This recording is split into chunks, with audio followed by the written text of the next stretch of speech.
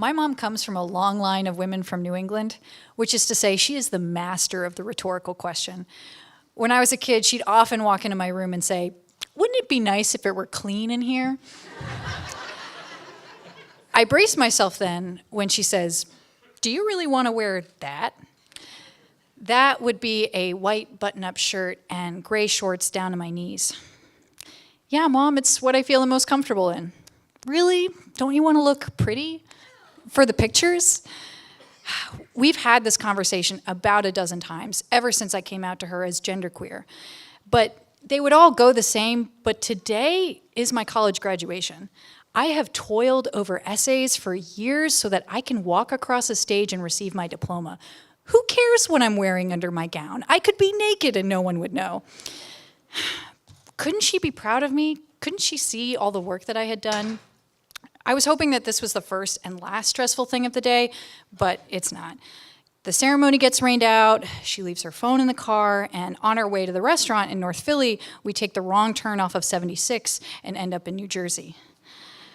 Thankfully, we make our reservation on time, and we are all exhausted by the time we get there. So naturally, the first thing we do is start drinking.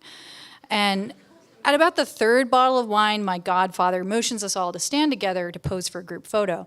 And my mom, who's sitting next to me, leans in and loud enough to overcome the din of the restaurant, but quiet enough so only I can hear, she says, "I know you have this whole gender thing going on, but what you did today was inappropriate." And I can hear the click of the camera shutter far away, and I see the flash of light, but I don't smile.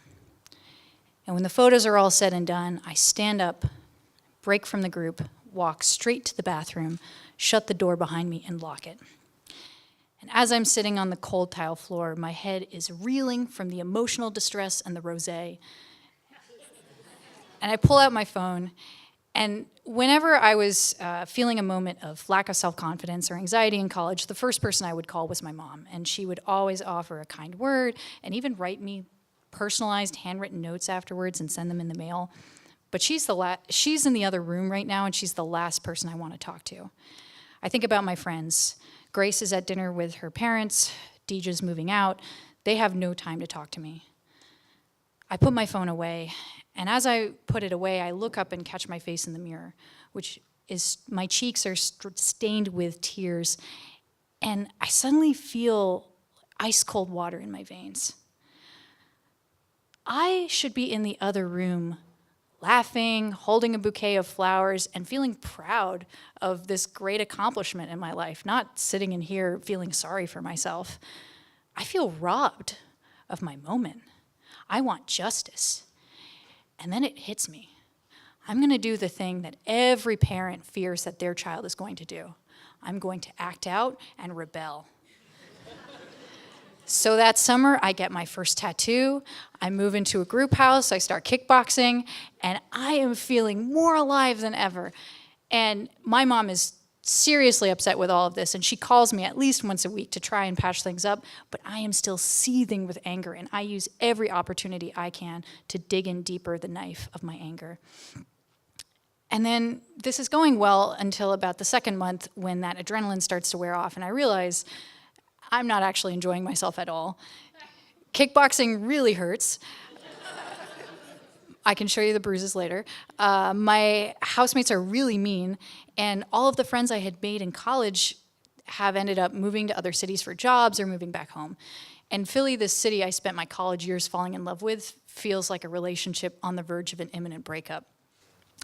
And one day, I'm sitting in my car, and I make a left turn signal, and as I'm turning, an orange Humvee comes up from behind me and slams into my rear bumper, sending me careening into the left lane. And this 30-something nurse in OR scrubs gets out of her car and starts yelling at me for ruining her paint job. And I look up at the sky, and I start to reconsider all the choices that I've made that summer.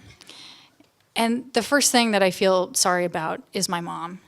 And I was hoping that this whole vain project would make me feel vindicated and justified and like I really got back at her. But instead, I feel like I've isolated the person in my life who I care about the most.